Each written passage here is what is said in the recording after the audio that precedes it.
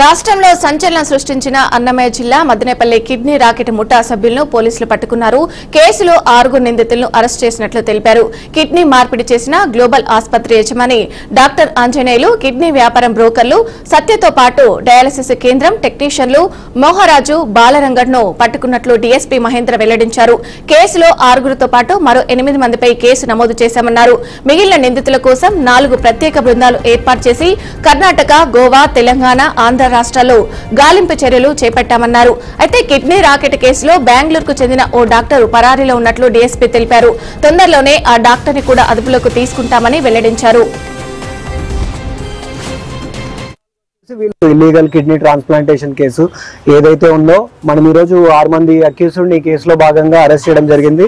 వాళ్ళని రిమాండ్ కూడా పంపిస్తాము. అండ్ మనకి ఎవరైతే ఒక A2 డాక్టర్ ఉన్నారో అబ్స్కాండింగ్ లో ఉన్నారో దానికోసం మనము టీములు కూడా బయట స్టేట్స్ లో కూడా మనము పంపడం కూడా జరిగింది.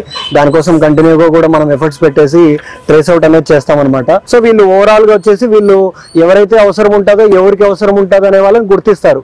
గుర్తించిన తర్వాత వీళ్ళని ఎవరు ఆ హాస్పిటల్ ఎక్కడ చేస్తే బాగుంటుంది, ఇట్లాంటిది ఎక్కడ కండక్ట్ చేస్తారు అన్నప్పుడు సబ్సిక్వెంట్ గా వీళ్ళు గ్లోబల్ మల్టీ స్పెషాలిటీ హాస్పిటల్ ఏదైతే ఉందో ఇప్పుడు A1 ఉన్న డాక్టర్ ఆంజనేయులు తనను అప్రోచ్ అవుతారనమాట.